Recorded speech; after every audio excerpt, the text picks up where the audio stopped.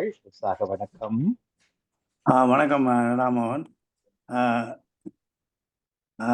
நேரத்தோடு தலைப்புகள் தர முடியாமல் மன்னிக்கவும். 2 வாரங்கள் சற்று ஓய்வில்லாத அலைச்சல். மீண்டும் ஒரு திங்கள் மாலை பொழுதில் இணைந்து சிறப்பிப்பதில் மகிழ்ச்சி. அதாவது அண்மையில் நடந்த 2 வாரங்கள் நடந்த நிகழ்வுகளை பற்றி, லண்டனில் நடந்த முக்கியமான சில நிகழ்வுகள் இருக்கின்றன. அவற்றை பற்றியே பேசலாம் என்று யோசித்தேன். அதை பற்றி நாங்கள் பேசிக்கொள்ளலாம். என்னுடன் திரு சிவா அவர்களும் இணைந்திருக்கிறார். 2 பேரும் கலந்து அதை பற்றி பேசலாம். நன்றி. முதலாவதாக, சென்ற 11/12 வழமை போல் வருடம் செய்கின்ற சைவ மாநாடு இந்த முறையும் 2 நாட்கள் நடைபெற்றது. 11ஆம் தேதியும் 12ஆம் தேதியும் 2 இடங்களில் 2 ஆலயங்களில் நடந்தது. ஒன்று ஆச்வே முருகன் ஆலயத்திலும், 2வது லூசியம் சிவன் ஆலயத்திலும் ஞாயிற்றுக்கிழமை, அங்கு ஆச்வேல சனிக்கிழமை. 2 நாட்களும் அங்கே நடந்தது. அதற்கு இந்தியாவிலிருந்து சில ஆதீன முதல்வர்கள் வந்திருந்தார்கள். அதில் முக்கியமாக குறிப்பிட வேண்டியவர் அவர் தலைமை ஆதீன தலைவராக வந்திருந்தவர் ஜகத்குரு ஸ்ரீலஸ்ரீ மாசிலாமணி தேசிக ஞான சம்பந்த பரமாச்சாரிய சுவாமிகள். இவர்தான் முக்கியமான ஒரு ஆளாக அங்கே வந்திருந்தார். ஆட்சியில் நடந்த நிகழ்வுக்கு என்னால் போக முடியவில்லை. ஆனால் இங்கே வளமை போல சொற்பொழிவுகள், ஒரு சிலருக்கு அவர்கள் வருடம் செய்வது போல சில கௌரவிப்புகள் ஒரு சிலருக்கு நடத்தப்பட்டது. அதில் முக்கியமாக 2 பேரை குறிப்பிடலாம்.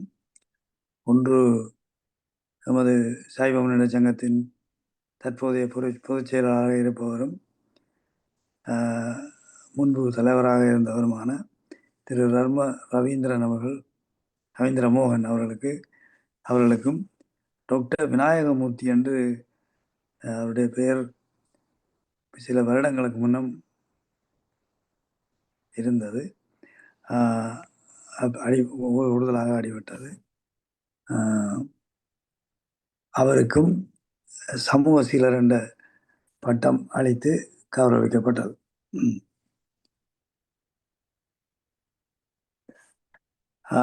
அதை விட சொற்பொழிவுகள், மற்றது அமெரிக்காவிலிருந்து யோகர் சுவாமிகளுடைய சிஷ்யர்களான 2 ஆங்கில சுவாமிகள் வந்திருந்தார்கள். அவர்களுடைய செயற்பாடு எப்படி இருந்தது என்றால், இளைய தலைமுறையினர், அதாவது இளைய சமூகத்தினர், யங்ஸ்டர்ஸோட ஒரு டிஸ்கஷன் மாதிரி, ஒரு கலந்துரையாடல், இந்த எங்களுடைய சேவை சமயத்தை பற்றி ஒரு கலந்துரையாடல், ஒரு ஒர்க் ஷாப் மாதிரி அவர்கள் மாலையிலே நடத்தினார்கள். அது ஒரு இளைஞர்களுக்கு ஒரு பயனுள்ளதாக இருந்தது. பல இளைஞர்களும் பங்கு பற்றியதையும் காணக்கூடியதாக இருந்தது. அதே போன்று அடுத்த நாளும் லூசியம் சிவன் கோவிலில் சொற்பொழிவுகள் மற்றும் இப்படியான ஒர்க் ஷாப்புகள் எல்லாம் நடந்தது. அன்று பட்டமளிப்பு நடப்படவில்லை, அங்கேயே முடிந்து விட்டது. இந்த 2 நாட்களும் இந்த மாநாடு, நான் 2வது நாள் தான் என்னால் போகக்கூடியதாக இருந்தது. அங்கே முக்கியமாக குறிப்பிடக்கூடிய என்னை கவர்ந்த ஒருவர் அபுதாபியிலிருந்து வந்திருந்தார். ஒரு இளைய வயதினர். அவர் தொழில் ரீதியாக ஒரு கெமிக்கல் என்ஜினியர், அதாவது அங்கே ஆயில் கண்ட்ரி என்றபடியால் அதோடு சம்பந்தமான தொழில் தான் நாங்கள் பார்த்து கொண்டிருக்கோம். கடந்த 15 வருடங்களாக அபுதாபியிலிருந்து தான் தொழில் பார்ப்பதாக கூறியிருந்தார். அவருடைய சொற்பொழிவுகள் என்னையும் மிகவும் கவர்ந்தது. எல்லோரும் அதை சொன்னார்கள், அவருடைய சொற்பொழிவு நல்லா இருந்தது, அருமையாக இருந்ததுன்னு சொல்லி. அவருடைய பட்டங்கள் தமிழ் கடல், ஔவையின் அருட்செல்வர், என்ற 2 பட்டங்கள் அவருக்கு இருக்கிறது. அதுக்கு ஏற்றபடி அவர் சொற்பொழிவு மிக ஆழமாக இலக்கியத்தில், ஆன்மீகத்தில் மிக ஆழமான கருத்துக்களை தந்த பொழுது எல்லோருக்கும் ஒரு ஆச்சரியமாக இருந்தது. ஏன்னா அவர் தொழில் ரீதியாக அந்த ஒரு அந்த பட்டங்கள் வாங்கியோ, அந்த துறையில் பட்டம் வாங்கியோ அப்படி ஒன்றுமே இல்லை. வெறும் கேள்வி ஞானத்தில் இந்தளவு விஷயங்களை கையில் எடுத்திருக்கிறார். அவர் போட்டதற்காக இருந்தது. அப்போ நாங்கள் அவருடைய சொற்பொழிவை கேட்டு விரும்பி அடுத்த சில நாட்களுக்கு நடந்த ஒரு எங்களது வித்துவான் வேலன் இலக்கிய வட்டத்துக்கு அவரை அழைத்திருந்தோம். அங்கு வந்து ஒரு கிட்டத்தட்ட அரை மணி நேரத்துக்கு மேலாக ஔவையும் வள்ளுவரும் என்ற தலைப்பில் ஔவையாரையும் வள்ளுவரையும் ஒப்பிட்டு பார்த்து, ஒப்பிட்டான்னு சொல்லி யார் கூட யார் குறை என்பதல்ல, அந்த 2 பேருடைய கருத்துக்களையும் எடுத்து ஒப்பிட்டு பார்க்குறார். இப்போ அவர் என்ன ஒரு ஒரு சொல்ல சொல்லலாம் என்றால், அறத்தை பற்றி வள்ளுவர் ஒரு குறள் சொல்லுகின்றார். அந்த குறளை அவர் எப்படி சொன்னார்ன்னா, 7 சொல்லில் சொன்ன வள்ளுவரின் குறளை ஔவை பாட்டியார் 3 சொல்லில் அடக்கி விட்டார். அறம் செய்ய விரும்பு. அப்போ அந்த 2யும் அந்த ஒப்பிட்டு பேசியதுல மிக அருமையாக இருந்தது. ஏன்னா அந்த அளவு ஆழ்ந்த அறிவு இருந்தால் தான் நீங்கள் 2யும் அந்த இப்போ 2 திருக்குறள்லேயும் நிறைய அறிவு இருக்கணும், ஔவைன்ற விஷயத்திலையும் நிறைய அறிவு இருக்கணும். 2 இருந்தால் தான் நீங்கள் உடனே ஒன்றும் எழுதி கொண்டு நோட்ஸ் வந்து கொண்டு வந்தோம் அப்படி ஒன்றுமே இல்லை. அப்படியே பேசி கொண்டு இருந்தார். மிக அருமையாக இருந்தது. அப்புறம் நாங்கள் அவரை பற்றி கொஞ்சம் நான் கூட சொல்வது காரணம், அவரை எனக்கு பிடித்திருந்தது. அவரை இந்த எமது வானொலிக்கும் ஒரு நாள் நீங்கள் டைம் தர வேண்டும் என்று சொல்லியிருந்தேன். நிச்சயமாக தான் இணைவதாக கூறியிருந்தார். அவர் நேற்றைய தினம் திரும்பி அபுதாபிக்கு பயணமாகிவிட்டார். ஆகவே அங்கு போன பின்பு ஒரு நாளைக்கு தான் இந்த வானொலியில் இணைந்து கலந்து கொள்வதாக கூறியிருக்கிறார். ஆகவே அதை பற்றி தான் நான் ஏன் அவரை நான் முக்கியமாக சொல்வதற்கு காரணம் அதுதான். அடுத்தடுத்த நாட்கள் நினைக்கிறேன் சபை முன்னேற்ற சங்கத்தில் யோகர் சாமிகள குரு பூசை நடக்கிறது ஒவ்வொரு மாதம். அதுக்கும் அவரை அழைத்திருந்தோம். நாங்கள் ஒருவரை பிடிச்சிருந்தா எல்லாத்தையும் கூப்பிடுவோம், என்ன அதான் எங்களோட பண்பாடு. அப்போ அங்கே அழைத்த பொழுது அப்போ அவர் யாருடையோ கேட்டிருக்கார், எனக்கு யோகசாமியை பற்றி ஒன்றுமே தெரியாதப்பா, ஏதாவது ஒரு புத்தகம் இருந்தால் தாங்க கொண்டு ஒரு புத்தகத்தை கொடுத்துட்றாங்க. அதில் சும்மா தட்டி பார்த்தோன்னு வந்திருக்கேன். சரி இதை வாங்கிச்சுட்டு அவரை பற்றி ஏதாவது அந்த அரமணி அதில் ஏதாவது பேசலாம் ரெண்டாங்க வந்திருந்தார். வந்த பின்பு அங்கே அவர் யோகசாமியின் நூலான நற்றிணை என்ற நூல் அங்கே எல்லாரும் பெற்றிருந்தார்கள். அதை வச்சு தான் அவர்கள் அதில் இருந்து பாட்டுகள் அவற்றை கருத்துக்களை ஒரு சிலர் வாசிப்பது வழக்கம். ஒரு பாட்டுகளாக இதெல்லாம் கருத்து வாசிப்பார். இப்போ அதை இவர் பார்த்துட்டு அந்த ஒரு புத்தகத்தை வாங்கி வாசிக்கிறார். மேலாள சும்மா தட்டி பார்த்து நாங்கள் இருக்க வெளியாக வந்துட்டார். அப்போ தட்டி பார்த்துருக்கார். பார்த்துட்டு அதை கையில் வச்சுருந்தார். அப்போ அவரை பேச அழைத்த பொழுது வந்து இப்படி தான் சொன்னார், எனக்கு நான் இந்தியாவை சேர்ந்தவன், எனக்கு யோகசாமியை பற்றி எதுவுமே தெரியாது. நான் உண்மையை சொன்னால் எனக்கு எதுவுமே தெரியாது. அப்போ நான் இந்த ஒருத்தர் புத்தகம் தந்தார், இப்படி அவரை பற்றின ஒரு புத்தகம், பெரியார்னு சொல்லி ஒரு புத்தகத்தை படித்த இடத்துல அவர் கொஞ்சம் அவரை பற்றி அறிந்தார். அப்போ ஏதாவது அவரை பற்றி பேசலாம் என்று வந்த பொழுது ஏதோ நடந்து அவராக எனக்குள்ள பூந்தோ என்னவோ அவர் சொல்லிட்டு, என்ன பேசி நீ என்னப்பா பேச போகிற, நான் எழுதின புத்தகத்தை பற்றி பேச வேண்டாம் பேசு. அப்போ அது தனக்கு ஒரு அப்படித்தான் தனக்கு கட்டளையிட்டதாக தான் யோசித்து கொண்டு இந்த புத்தகத்தை நற்றிணை என்ற புத்தகத்தை பார்த்த பொழுது நீங்கள் புத்தகத்தை அவரை பற்றின புத்தகத்தை வாசித்து அவரை பற்றி சொல்வதை விட அவற்றுடைய இந்த நூலில் உள்ள கருத்துக்களை சொல்வது எனக்கு மிகவும் அற்புதமாக இருந்தது என்று சொல்லி அந்த அந்த அந்த அதில் உள்ள கருத்துக்கள் அதையும் கொஞ்சம் நேரம் தான் அந்த புத்தகத்தை வாசித்தவர். அப்போ ஒவ்வொரு பாட்டுகளையும் சில பாட்டுகளை எடுத்து இது பட்டினத்தாருடைய கருத்தை அப்படியே சொல்லியிருக்கிறார். திருமூலற்ற கருத்தை இங்கே சொல்லியிருக்கிறார். ரெண்டு சொல்லி சொல்லி சொல்லி சொல்லார்.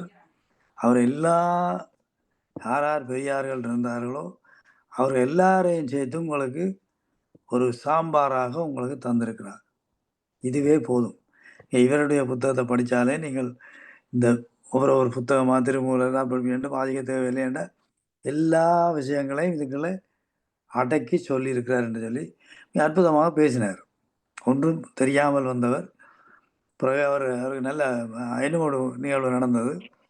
இது சில வேளை ஒரு தற்செயலாக நடக்குது என்று கூறினாலும் சில விடயங்கள் தன்னை அறியாமல் நடக்கும். இப்போ அந்த புத்தகங்கள் எல்லாரும் வைத்திருந்த புத்தகம்லாம் ஓரளவுக்கு கைப்பட்டு கொஞ்சம் கொஞ்சம் கசங்கித்தான் இருக்கும். பழைய புத்தகமாக இருக்கும் பார்க்க. இப்போ இவர் எல்லார்கிட்ட புத்தகத்தையும் பார்த்துட்டு யோசித்திருக்கிறார். இந்த புத்தகம் மிக அருமையாக இருக்குது. ஒரு புத்தகம் இருந்தால் நான் வாசு கொடுத்து வாங்கிட்டு போகலாம்னு யோசிக்கிறேன். யாராவது இந்த புத்தகம் இருந்தால் எடுத்துட்டு போகலாம் என்னோட ரெண்டு அப்படி தனது மனதுக்கெல்லாம் யோசிக்கிறார். வெளியில் கேட்க இல்லை இன்னும் யோசித்து கொண்டு யோசித்தவர்.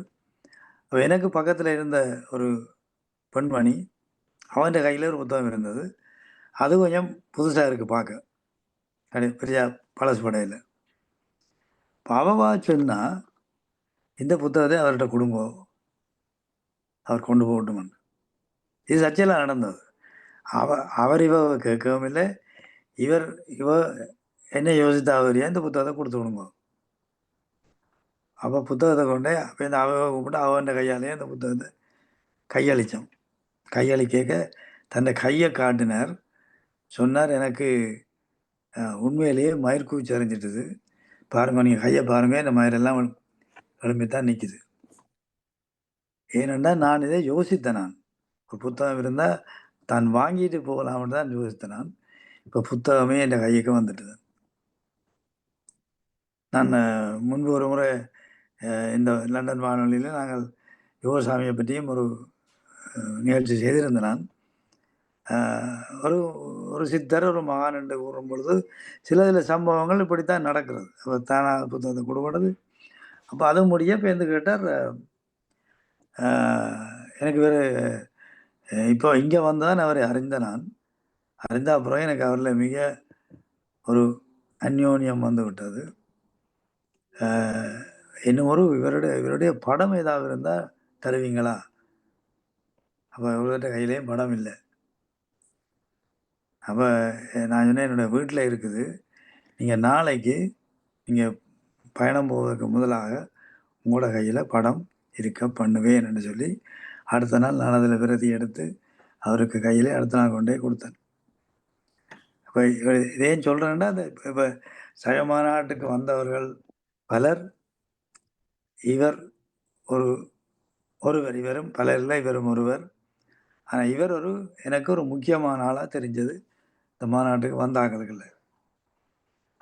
அவருடைய இலக்கமெல்லாம் எடுத்துட்டேன். தொடர்ந்து நாங்கள் அவரோட தொடர்பில் இருப்போம். ஏனென்றால் ஒரு பெரிய ஒரு அறிஞர் பெருமான் தான் சொல்லலாம். இந்த சம்பவங்களை பார்த்தோம், யோகசாமியின் அந்த சம்பவங்களை பார்க்கின்ற பொழுதும் அதெல்லாம் ஒரு ஒரு சங்கிலி கோர்வையாக விஷயங்கள் நடக்குது. அப்போ இது அவருடைய அருளோ என்னவோ அதுக்கு நான் போகலை. இப்படியாக அந்த சைவ மாநாட்டுக்கு வந்ததில் நான் இவருடைய தொடர்பை நான் பெரிய பாக்கியமாக கருதுகிறேன். அவரை நாங்கள் வானொலிக்கு இணைகின்ற பொழுது நான் நிறைய முன்னறிவித்தல் கொடுத்து அவரை இணைத்து நாங்கள் அவருடன் கலந்து உரையாடலாம். இது சைவ மாநாடு. அடுத்து இது 11/12 13ஆம் தேதி அண்மையிலே 3 முக்கியமானவர்கள். இதை பற்றி சிவா எதுவும் கதைக்க? சிவா, முதல் இந்த மாநாடு பற்றி நீங்க முன் வந்து இந்த வானிலை பதிவு செய்தமைக்கு நன்றியோடு அதிலிருந்து நான் ஒரு சில சொற்களை எடுக்கலாம் என்றிருக்கின்றேன். காரணம் என்னென்றால், இந்த உலகத்திலே அறம் என்பது காலகாலமாக பேசப்படுகின்ற ஒன்று. மனித வாழ்வில் ஒரு பண்பான வாழ்வுக்கு அறம் என்ற சொல் ஔவையாராலும் திருவள்ளுவராலும் சமூகத்துக்கு விதைக்கப்பட்ட விதைகளில் ஒரு பகுதி முதற் பகுதி அது. ஆகவே நாங்கள் அறம் சார்ந்த வாழ்வியல், அறம் சார்ந்த முன்மாதிரியான செயற்பாடுகள் காலத்துக்கு காலம் மேலோங்கி வளர வேண்டிய காலகட்டத்தில் இந்த உலகத்தில் இயற்கை அறம் அளிக்கப்பட்டு விட்டது. பல நாடுகள் இன்றைக்கு காலநிலை மாற்றத்துக்கு சவாலாக இருக்கிறது இந்த இயற்கை அறம் என்பதை அறம் சார்ந்து கையாள தவறியமை. எனவே நான் அந்த பகுதியில் இந்த அறம் என்ற சொல்லுக்கு நாம் வாழ்வியல் பல்லுயிர் ஓம்பி வாழ்வதுதான் அறம். இன்றைக்கு பஞ்சபூதங்கள் என்று சொல்லி நாங்கள் வணங்குகின்றோம். இந்த பஞ்சபூதங்களுக்கு பாதிப்பை ஏற்படுத்தி இருக்கிறது இந்த அறம் சாரா வாழ்வியல் மனிதர். இந்த பஞ்சபூதங்கள் படைக்கப்பட்டு பின் மனித இனம் இந்த பூமியில் வந்து அந்த பஞ்சபூதங்கள் பாதிப்புகளை ஏற்படுத்தி இந்த உலகத்தில் மனித குலத்துக்கு பெரும் சவாலாக இருக்கின்றது. கடந்த சில மாதங்களாக நடைபெற்று வரும் இந்த யுத்தம் பூலோகத்தில் பெரிய தாக்கத்தை ஏற்படுத்தி இருக்கிறது. இதே வல்லரசுகள் பெரிய மாநாடுகள் நடத்தி இந்த இயற்கையை பாதுகாக்க வேண்டும் என்று ஒரு பக்கம் பிரச்சாரம் சொல்லி இன்னொரு பக்கம் இயற்கைக்கு மாறாக நடக்கிறார். அதே போல் மனித குலம் இயற்கையை அழித்து வருகிறது. இதனால் இந்த பல்லுயிர்கள் அழிந்து செல்கின்றன. இதனால் மனித குலத்துக்கு பெரிய சவாலாக இருக்கிறது. அதாவது இயற்கையாக மரம், செடி, கொடி, நீர் எல்லாமே கிடைக்கப்பெற்ற பின் தான் இந்த மனிதன் பூமியில் தோன்றினான். அதே மனிதன் தான் இந்த பூமியில் அழிவுகளை ஆறறிவுபடுத்த மனிதன் தான் செய்து கொண்டிருக்கிறான். எனவே இந்த அறம் என்ற சொல்லில் இயற்கை அறத்தை நாம் இந்த வானொலிகளாக மக்களுக்கு சொல்லுவோம். இயற்கையை பாதுகாருங்கள், சுற்றுச்சூழலை பாதுகாருங்கள், அறம் சார்ந்து முன்னுதாரணமாக உணவில் அறம் சார்ந்து செயற்படுங்கள். உணவில் வன்முறை வேண்டாம், தேசங்களுக்குள் வன்முறை வேண்டாம், தேசம் தேசமாக கட்டி எழுப்பப்பட வேணும். அது சார்ந்து எமது வாழ்வியல் அறம் சார்ந்த வாழ்வியலாக அமைய வேண்டும் என கேட்டுக்கொண்டு நான் மேலதிகமாக நேரத்தை எடுக்க விரும்பவில்லை. உங்களது அடுத்த கருத்துக்கு செல்வோம். நன்றி. நன்றி சிவா.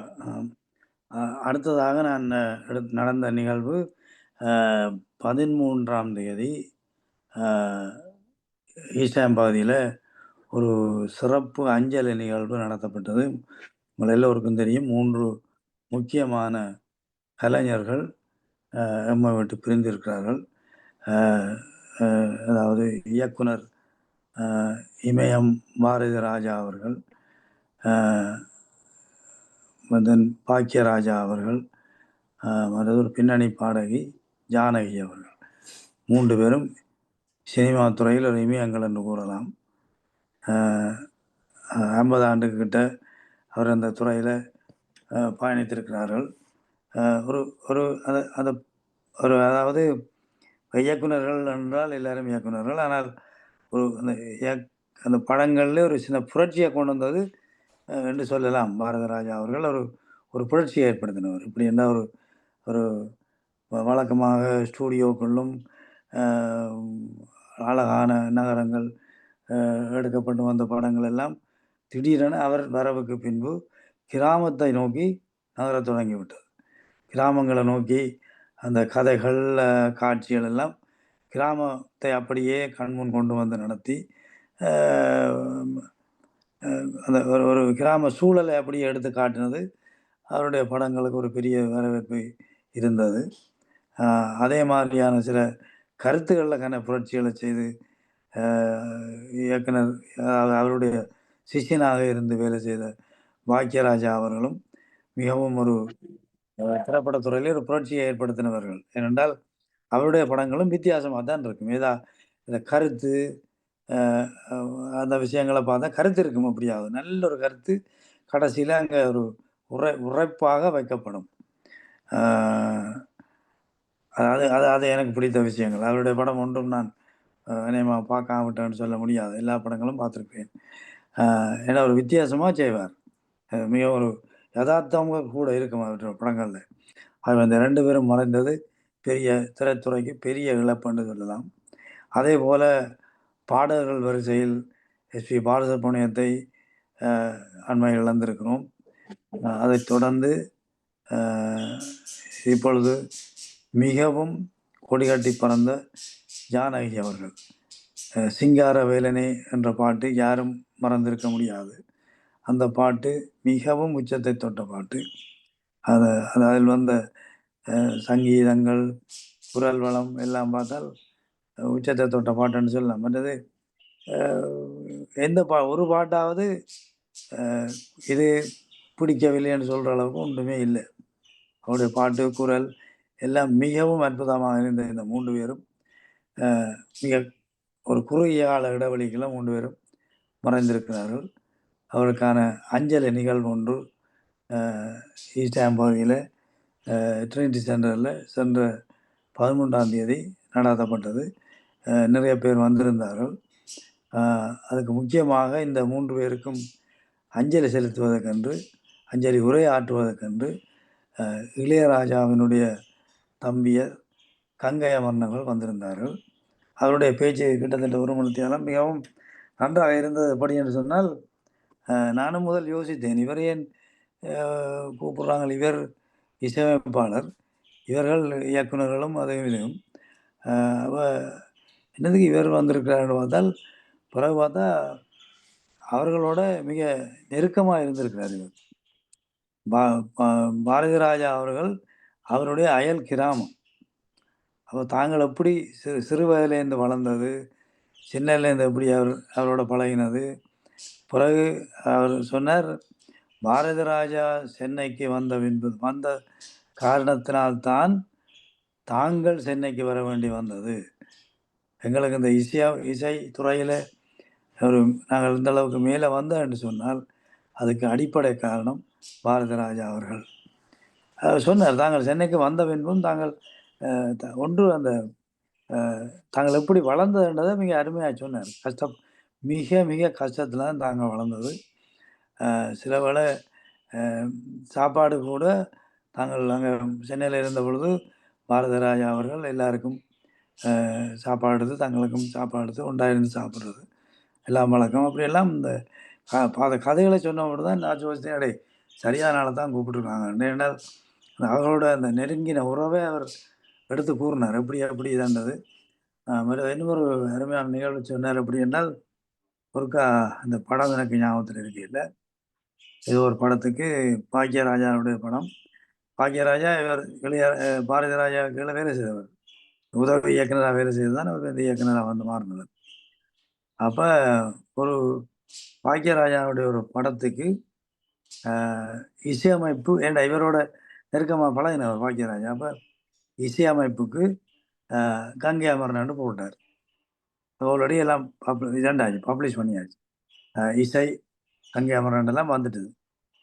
அந்த படம் ப்ரொடியூஸ் பண்ணி கொண்டு இருக்கணும், இசை வர்றானு போட்டாச்சு.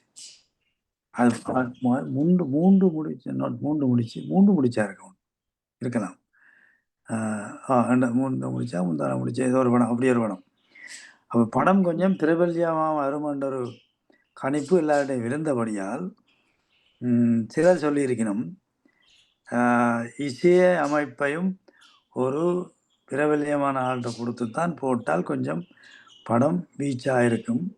அப்போ நீங்கள் இதை இளையராஜாட்ட கொடுங்கன்னு சொல்லி.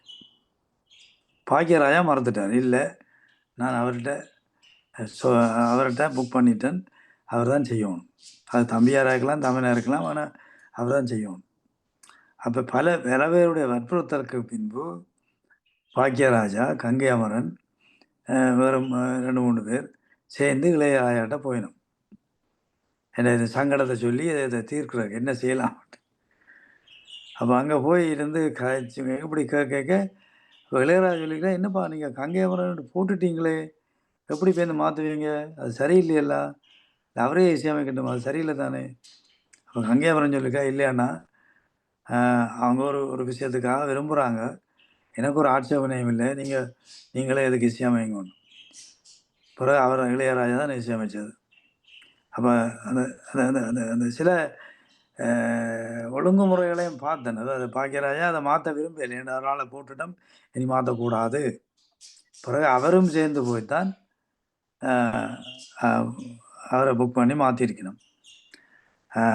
இதெல்லாம் எங்களுக்கு இந்த திரை உலகத்தில் சம்பவங்கள் நடந்திருக்கும், அந்த பின்னணி எங்களுக்கு தெரிகிறே இல்லை, சில விஷயங்கள் தெரிகிறே இல்லை.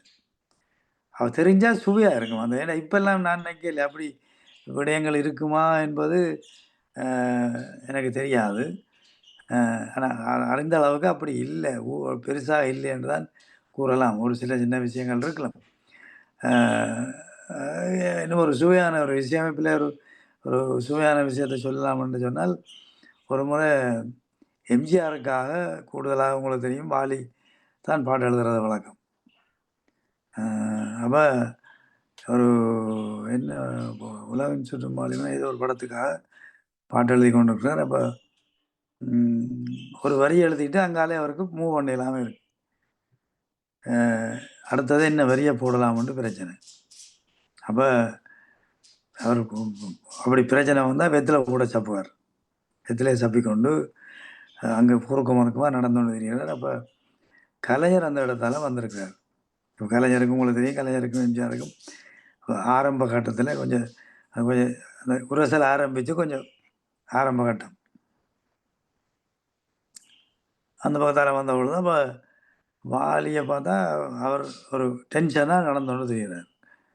அப்போ கலைஞர் என்னப்பா என்ன டென்ஷனாக இருக்கிற, என்ன என்ன என்ன குழப்பம் உண்டு?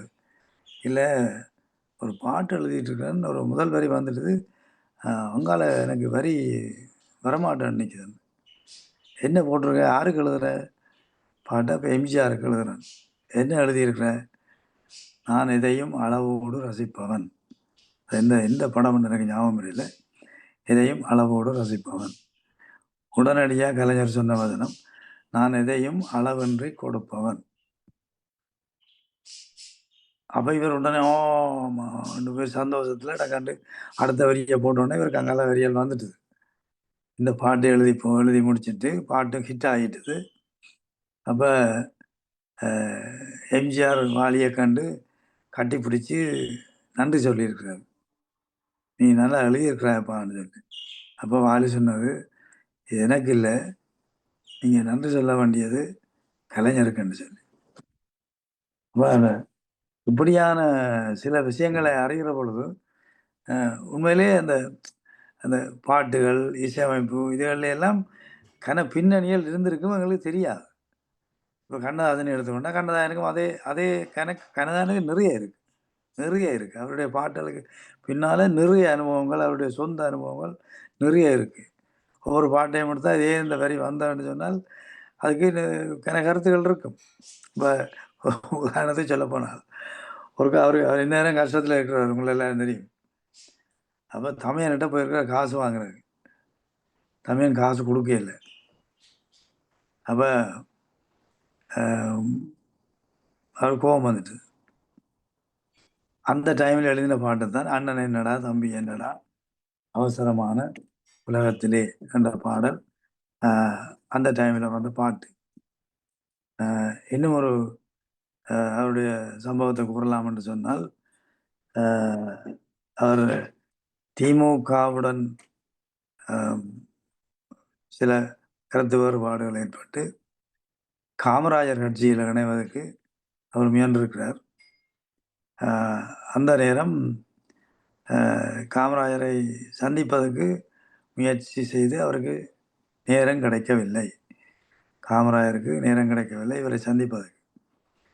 ஆகவே செய்திகள் அனுப்பியிருக்கிறார், எல்லாம் செய்திருக்கிறார், ஒன்றும் வரையில்லை. அப்போ அந்த நேரத்தில் என்ன படம், என்னதான் முடிவோ அந்த படம் நினைக்கிறேன். என்ன படம்னு எனக்கு தெரியல. அப்போ அந்த நேரம் ஒரு பாடல் எழுத வேண்டிய கட்டம். அந்த பாடத்தில் அந்த பாத்திரங்களின் பேரும் சரியாக வந்துட்டுது. அப்போ காமராஜருடைய தாக்கி பேர் சிவகாமி. படத்துலேயும் அந்த சிவகாமி ஒரு ஆள் வருது. அப்போ அந்த பாட்டுன்ற வரி வந்து, அந்த சிவகாமி மகனிடம் செய்தி சொல்லடி, உன்னை சேரும் நான் பார்க்க சொல்லடி. இது அப்போ எழுதின பாட்டு. இப்போ இதை பார்த்தா எங்களுக்கு நாங்கள் படத்தில் பார்த்தால் அந்த சிவகாமிகிட்ட செய்தி சொல்லன்னு தான் வரும். அதுக்கு பின்னாலே ஒரு நிகழ்வு நடந்திருக்கு. ரெண்டு பார்க்கின்ற பொழுது மிகவும் அற்புதமாக இருக்கும். சிவா இருக்கிறீங்களா? சிவா சிவா இருக்கிற பிறகு மினிட் பண்ணிட்டேன். Right, okay. அப்போ இப்படியான அந்த 3 பேருடைய ஜாம்பவான்கள் 3 பேருடைய நிகழ்வு உண்மையிலேயே மிகவும் அன்று மிகவும் அங்கே சொற்பொழிவு மிக அற்புதமாக இருந்தது. அவருடைய தனிப்பட்ட சில விஷயங்களை எல்லாம் சேர்த்து கூறிய பொழுது மிகவும் அருமையாக இருந்தது. அதை பற்றி நீங்கள் ஏதாவது கூற வேணும்னா கூறலாம். ஆம், திரையுலகத்திலே இந்த கோவிட் காலத்தின் பின் வரிசையில் பலர் இயற்கை எய்து விட்டார்கள். அதிலே இந்த இப்பொழுது 3 இதுக்கு முதல்ல எஸ்.பி. பாலசுப்ரமணியம், நடிகர் விவேக், இப்படியே வரிசையாக பலர் நாம் இழந்து விட்டோம். ஆனால் அவர்கள் அனைவரும் ஒரு கலைஞர்கள் ரீதியில் மிக பண்புடன் ஒற்றுமையாக நீண்ட காலத்துக்கு திரையுலகத்திலே பல சாதனைகள் புரிந்திருக்கிறார்கள். அதிலும் இந்த கிராமத்து மண்வாசனையுடன் ஒரு தளம் பதித்தவர் தான் பாரத ராஜா. அவருடைய இந்த பண்பு அது மட்டுமில்லை, ஒரு தடவை ஒரு பயணத்தில் பாக்கியராஜை உடன் சந்தித்து அந்த பிரயாணத்திலே கதைத்து கொண்டு செல்லக்கூடிய வாய்ப்பு கிடைத்தது 84. மிகவும் அருமையாக உரையாடி கொண்டு வந்தார் இந்த ஈழத்து விஷயங்கள் பற்றி. அவர் அறியாத சில பக்கங்களை நாம் சுட்டிக்காட்டக்கூடியதாக இருந்தது. மிக அருமையான பண்பானவர் என்று சொல்லலாம். அது மட்டுமில்லை, ஒரு கட்டத்தில் அடையாறிலே நடிகர் சோவோட கூட நாங்கள் அவருடன் நேரில் கலைக்கக்கூடிய வாய்ப்பு கிடைத்த போது வித்தியாசமான பார்வை ஒன்றையும் பார்ப்பார் அவர். அப்படி அந்த நடிகர்களுக்குள் கருத்துக்களை மாற்றி சிந்திக்கும் தன்மை கொண்டவர்கள் பலரை நாம் வாழும் காலத்திலே கண்டிருக்கிறோம். இது சமூகத்தில் ஒரு பாரிய விழிப்புணர்ச்சியையும் புதிய கலைஞர்கள் வருகைக்கு ஒரு ஆசான்களாக இருந்து வாழ்ந்திருக்கிறார்கள். எனவே அது ஒரு வரலாற்று பதிவு. ஞானகி அம்மா இந்த இளையவர்களை அணுகும் விதம், இளையவர்களுடன் குழந்தைகள் போல் நடந்து கொள்வதும், பெரியவர்களுடன் மிக அன்பாக நடந்து கொள்ளும் பண்பு நிறைந்த ஒரு சிறந்த ஒரு தாய். உண்மையிலே அவரது அந்த குரலுக்கு நிகரேதும் இல்லை. எனவே அவருடைய ஆத்மா சாந்தியிட இறைவனை பிரார்த்திப்போமாக. நன்றி அண்ணா. அடுத்த தலைப்புக்குள் செல்லலாம். முடிந்தால் நேற்று நடைபெற்ற உலக கிண்ணம் போட்டி பற்றிய சிறிய விஷயத்தை நாங்கள் இதில் கலந்துரையாடுவோம் நல்ல நினைக்கின்றேன். சொன்னா சொல்லுவோம்.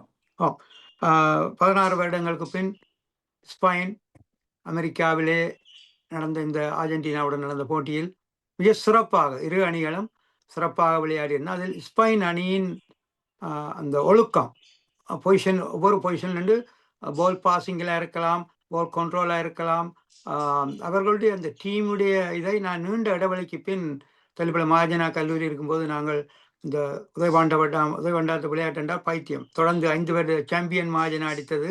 அந்த காலத்திலே நாங்கள் உதயபாண்டத்துக்கு நேரம் செலவழிப்பதையும்.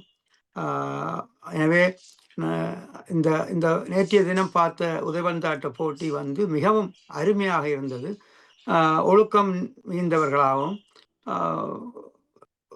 விறுவிறுப்பாகத்தான் இருந்தது. ஆனால் எந்த ஒரு குழப்பமும் இல்லாமல் இறுதி நேரத்தில் அவர்கள் மேலே நேரம் வழங்கப்பட்டு ஒரு கோல் அடித்து வெற்றி பெற்றார்கள். ஆனால் இது என்ன சம்பவம், அமெரிக்க அதிபர் டொனால்ட் ட்ரம்ப் அந்த இடத்துக்கு சென்று அவர் நடந்து கொண்ட விதமும், அவர் எப்படி அந்த ஸ்பெயின் வீரர்கள் அவரை நசுக்காக அந்த கைலாங்கு கொடுக்கும்போது உதாசீனப்படுத்தியது.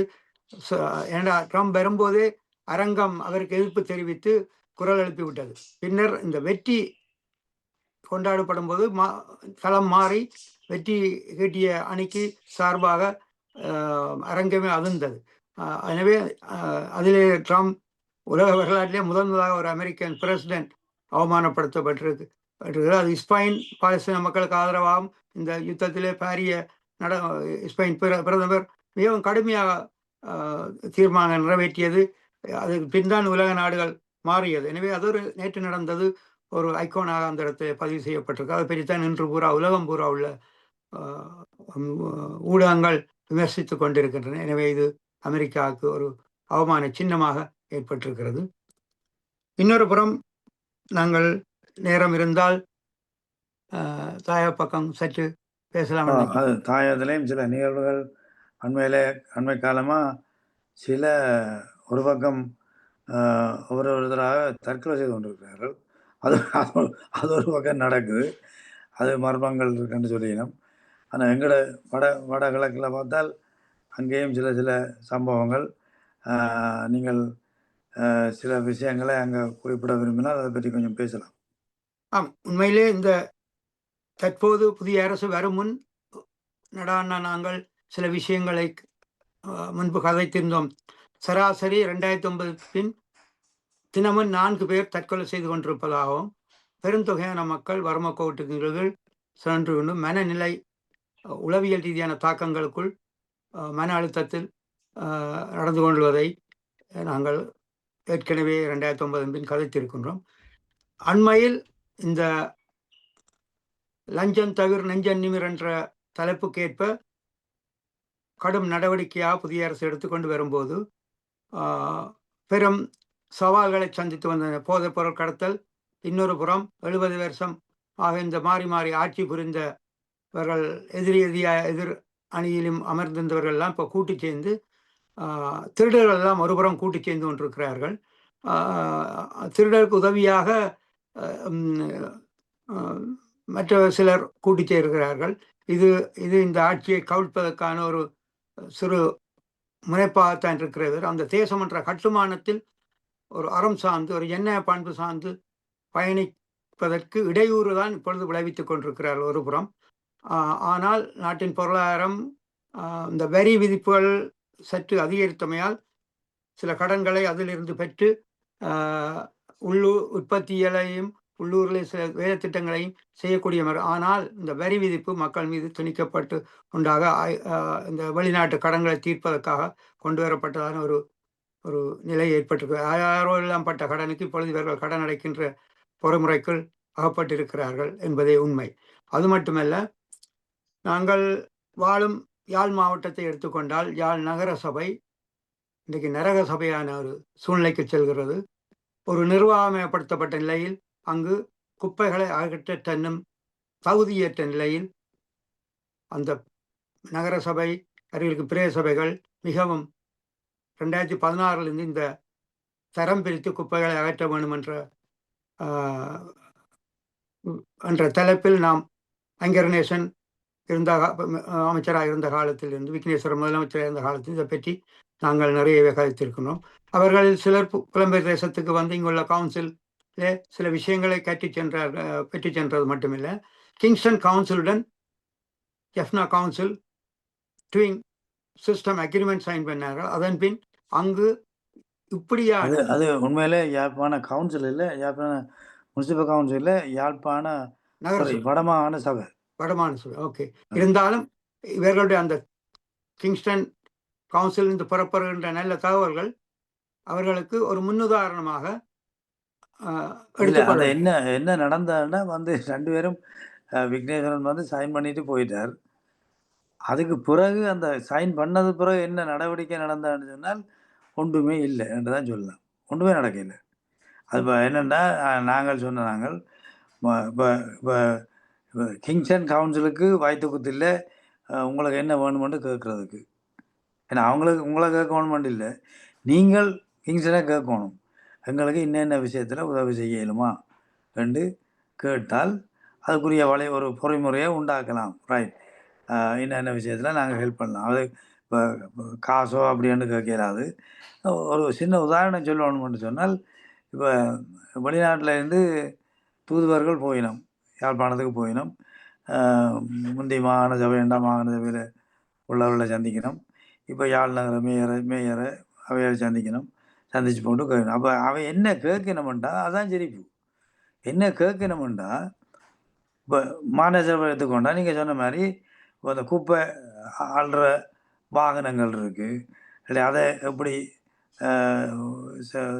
குப்பைகளை நாங்கள் எங்கே சேகரித்து என்ன மாதிரி இதெல்லாம் அழிக்கலாம்னு சொல்லி அதை பற்றி அதை கதைக்கிறத விட்டுட்டு போகிற தூதுவர்கிட்ட வடமாகாண மாகாண சபை முதல்வர் அவையில் யாராக இருந்தான்னு, மேயராக இருந்தானே யாராக இருந்தானே கேட்குறது எங்களுக்கு சுயநிர்ணய உரிமை வேணும். மண்ணாங்காட்டி அவன்கிட்ட சுயநிர்ணய தரப்பான். அவன் என்னத்தை யார்கிட்ட கேட்குறேன்னு தெரியாமல் கேட்குறது. அப்போ அதுகள்லாம் நாங்கள் சரியான பிழை விட்டு கொண்டிருக்கோம். இப்போ இந்த ஒப்பந்தம் வந்து நல்ல முறையில் செயல்படுத்தலாம். இப்போ நாங்கள் இங்கே அதை கிங்ஸ்டன் கவுன்சிலே அதை இருக்கா புஷ் பண்ணி புதுப்பிக்கிறதுக்குரிய ஒழுங்குகளை இந்த கிங்ஸ்டன் கவுன்சிலுக்கு மேயராக இருக்கிறவர் ஒரு தமிழாள். அப்போ அவருக்கு கூடாக அதை நாங்கள் அந்த ஒப்பந்தத்தை ஒரு மீள பார்த்து அதுக்குள்ளால என்னென்ன நாங்கள் எடுக்கலாம்ன்ற முயற்சியை தங்களோட டிஎஸ்சிக்களால் செய்து கொண்டிருக்கிறோம். இப்போ இதில் ஒரு முக்கியமான விஷயத்தை பதிவு செய்ய விரும்ப, இப்பொழுது நல்லூர் திருவிழா நடக்கிறது. கடந்த வருடம் நல்லூர் திருவிழா நடக்கிற காலத்திலே நாங்கள் ஒரு ப்ராஜெக்டை முன்வைத்து யாழ் நகரசபைக்கு மேயர் ஊடாக கொடுத்திருந்தோம்.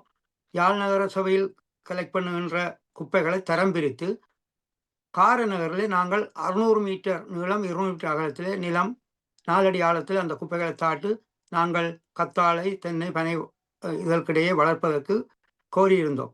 ஆளுநர் அனுமதி தந்து இந்த நகரசபைக்கு கொடுக்கப்பட்டது. அதிலே அவர்கள் நல்லூருக்காக நீண்ட காலம் வேலை செய்தார். அவர்கள் லீவில் இருக்கிறார்கள். வந்தவுடன் 2 டெக்னிக்கல் ஆஃபீஸர்ஸ் தான் இருக்கணும். அவர்கள் வந்து அங்கு பார்த்து சுற்று வட்டாரத்திற்கு மக்களிடம் கருத்து கணிப்பு எடுத்து அவர்கள் சரி என்று சொன்னால் நாங்களே எங்களுடைய நிதியிலே கொண்டு வந்து குப்பைகளை கொட்டி மூடிவிடுவோம் என்று கூறினார். 2 பேர் வந்தார்கள். கிராமத்தில் மக்களிடம் கேட்டார்கள், பதிவு செய்தார்கள், கையொப்பம் வாங்கினார்கள். அதன் பின் அந்த டெக்னிக்கல் ஆஃபீஸர்ஸ் பிஸியாகிவிட்டார்கள். என்றால் இருப்பது 2 பேர் தான் நகரசபையிலே இந்த டெக்னிக்கல் ஆஃபீஸர்ஸ். அந்த கடற்கரை இருக்கும் கனிமங்கள் அது சம்பந்தமான பதிவுகள் ட்ரோனிலே ஷூட்டிங் எல்லாம் செய்யப்பட்டு எல்லாமே அவர்களிடம் இருக்கிறது. ஆனால் ஒரு வருடமாகியும் ஒரு நகர்வும் நடக்கவில்லை. எனவே இந்த அட்மினிஸ்ட்ரேஷன் நிர்வாகமயப்படுத்தல் யாழ் நகரசபையில் வெரி புவர் என்பதற்கு இது ஒரு முன்னுதாரணம். அடுத்தது, இந்திய எம்பசியால் கட்டி கொடுக்கப்பட்ட கட்டிடம் இதுவரையில் யாழ் மாவட்டத்தில் இருப்பதால் நிர்வாகப்படுத்தப்படவில்லை. இப்பொழுது இந்தியாவை கேட்டிருக்கார், நீங்கள் நிர்வாகமயப்படுத்தித்தார்கள். இந்த அளவில் இருக்கிறது யாழ் மாவட்டத்தில் உள்ள நிலைமை. எனவே வெக்கி தலைகிறோம். கல்வியிலே முந்தி அப்படி செய்தோம் இப்படி செய்தோம் நாங்கள் படித்து நாங்கள். ஆனால் எங்களுடைய பிரதேசத்தை தொலைநோக்குடன் ஒரு நேர்வழியில் ஒரு ரோட்மேப்புடன் கொண்டு செல்லக்கூடிய தன்மை நீர் சம்பந்தமாண்டாலும் நிலம் சம்பந்தமாண்டாலும் இந்த உணவு உற்பத்தி சம்பந்தம் இல்லை என்பது தெரிகிறது. எனவே இன்றைக்கு வெளிநாட்டில் இருந்து செல்லும் நிறுவனங்கள் சற்று மாற்றி யோசிக்க வேண்டிய கட்டத்தில் இருக்கிறார்களே தவிர, கோயில்கள் கோபுரங்களை கட்டிவிட்டு எலக்ட்ரிக் இயந்திரங்களை வைத்து சாமி சுற்றி வரும் நிலையில் பல கோயில்கள் இருக்கின்றன. மக்கள் இல்லை அங்கு. எனவே தயவு செய்து உங்கள் நிதியை ஒரு சரியான அந்த மக்களுடைய வாழ்வியல் பல்லுயிர் ஓம்பி வாழ்வதற்கும் இந்த இயற்கையில் வரும் சவால்களுக்கு ஏற்ற முதலில் சுத்தமாக வாழ்வதற்கு அந்த நகரத்தை மாற்ற வேண்டும் என்றால் ட்ரைனேஜ் சிஸ்டம். இன்றைக்கு நாங்கள் 78ஆம் ஆண்டிலிருந்து யாழ் நகரத்தில் மழை பெய்தால் கெந்தி ஓட வேண்டிய சூழ்நிலையில் தான் இருக்கின்றோம். கிட்டத்தட்ட நினைக்கிறேன் அங்கே 90,000 டியூப்வெல்லும் டாய்லெட்டும் கிட்ட இருக்கு. அதுவே ஸ்கின் டிசீஸ் வருவதற்கான காரணம். எனவே தயவு செய்து இது ஒரு என்னுடைய ஒரு சாட்சியமாக பதிவு செய்யுங்கள். நான் இது சம்பந்தமாக யாருடன் கதைக்க தயாராக அந்த அளவுக்கு நாங்கள் சிறு வயதிலிருந்து பார்த்து விட்டோம் யாழ் நகரத்தை. எனவே மக்களே புலம்பெயர் இருப்பவர், நீங்கள் இங்கிருந்து அமைப்புகள் மூலம் கொடுக்கும் நிதிகளை அந்தந்த ஊர்களில் சரியான வழியில் இந்த இயற்கையை பாதுகாத்து இந்த நிலத்தடி நீர் சம்பந்தமான விஷயத்தில் கவனப்படுங்கள். நன்றி. நன்றி. அதுக்கு நாங்கள் நினைக்கிறோம், நாங்கள் நீங்கள் சொன்ன மாதிரி அந்த நிர்வாக அந்த சிஸ்டம்ன்றது அங்கே கம்ப்ளீட்டாக மாறும்.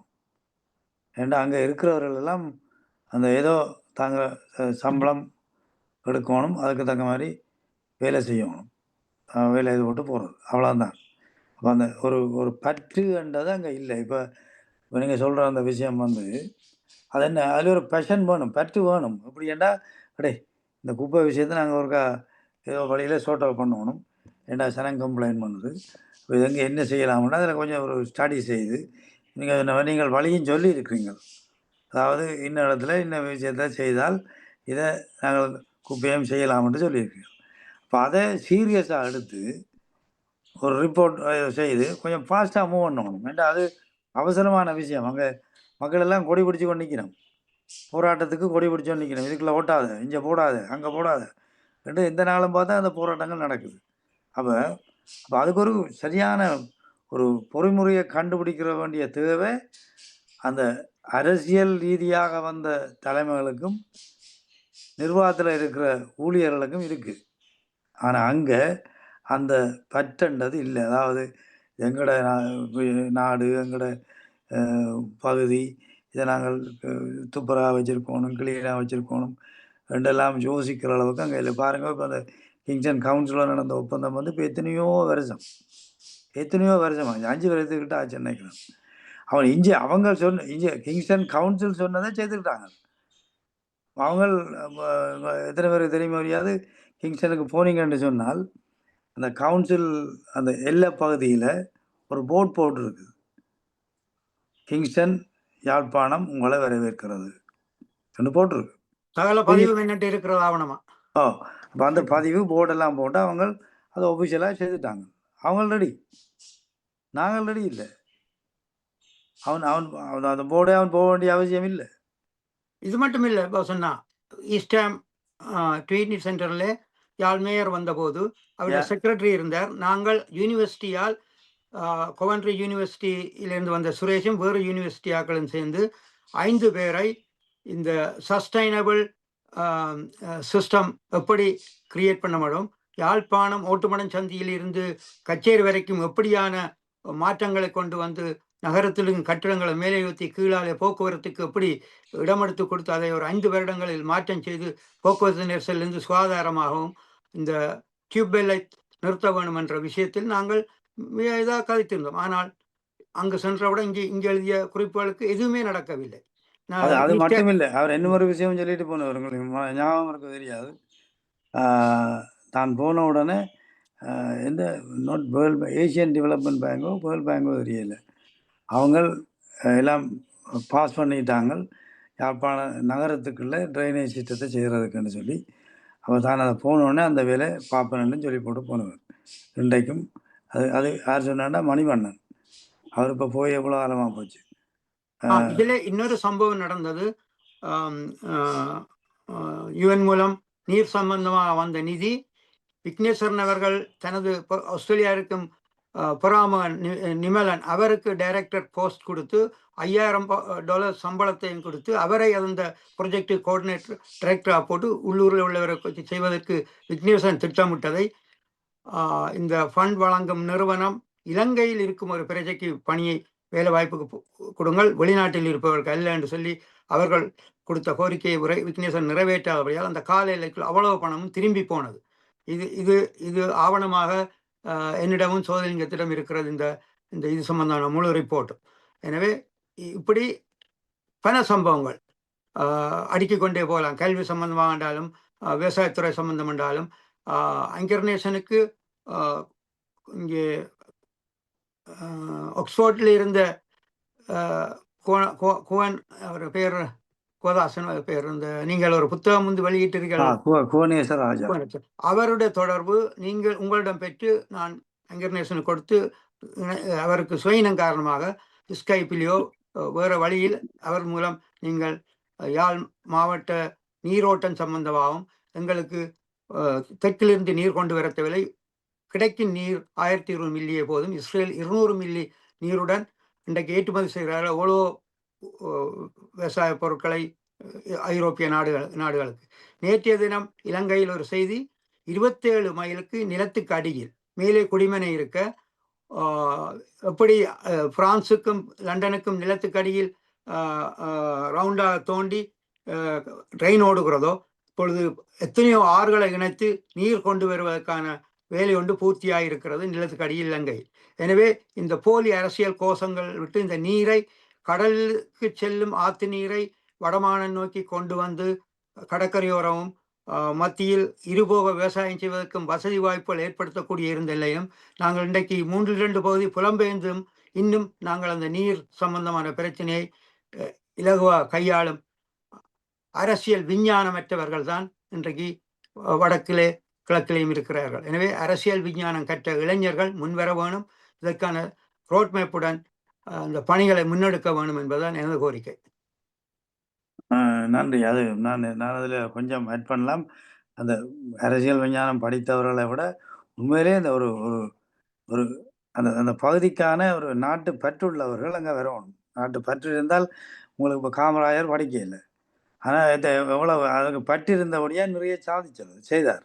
அதே மாதிரி இந்த பற்றுள்ளவர்கள் அங்கே பதவிகள்லையும் அரசியல் தலைமைகள்லையும் வந்தால் இந்த விஷயங்கள் சிம்பிளாக நடக்கும்.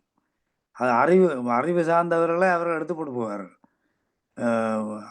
அது பற்றிருந்தால் நீங்கள் ஆக்களை எடுக்கிறது பெரிய கஷ்டம் ஒன்று இல்லை. அப்போ பற்றுத்தான் மிக முக்கியம் என்று கூறிக்கொண்டு நாங்கள் பல விடயங்களை ஒன்று சைவ மாநாடு மற்றது கலைஞர்களுக்கான உண்மையிலே அதில் பாரதராயா பற்றி நான் ஒரு விஷயத்தை குறிப்பிட மறந்துட்டேன். அவர் எங்களுடைய தமிழர்களுடைய பிரச்சனையில் மிகவும் அக்கறையாக செயற்பட்ட ஒரு மாபெரும் கலைஞர், இயக்குனர்.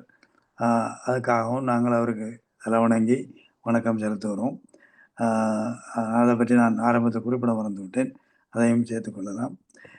மற்றும் நாங்கள் எங்கள் பகுதியில் உள்ள சில சிக்கல்களையும் கலந்துரையாடியிருக்கிறோம். நேரமும் 8 மணி ஆகிவிட்டபடியால் இத்தோடு இந்த நிகழ்ச்சியை நிறைவேற்றி கொண்டெல்லாம் நினைக்கிறேன். நன்றி. இணைந்து கொண்ட சிவா அவர்களுக்கும் நன்றி கூறிக்கொண்டு நிகழ்ச்சியை நிறைவு செய்கிறேன். நன்றி, வணக்கம். நன்றி. குறுகிய நேரத்தில் தலைப்பு எடுத்தாலும் கணக்காக எல்லா செய்திகளையும் பகிர்ந்திருக்கின்றோம். எனவே சுருக்கமாக ஒன்றிலும் தொட்டிருக்கிறபடியால் நல்லது. எல்லாத்திலும் சேர்த்து ஒரு செய்தியை 1 மணி நேரத்துக்கும் கொடுத்திருக்கோம். நன்றி நன்றி நன்றி நன்றி நன்றி.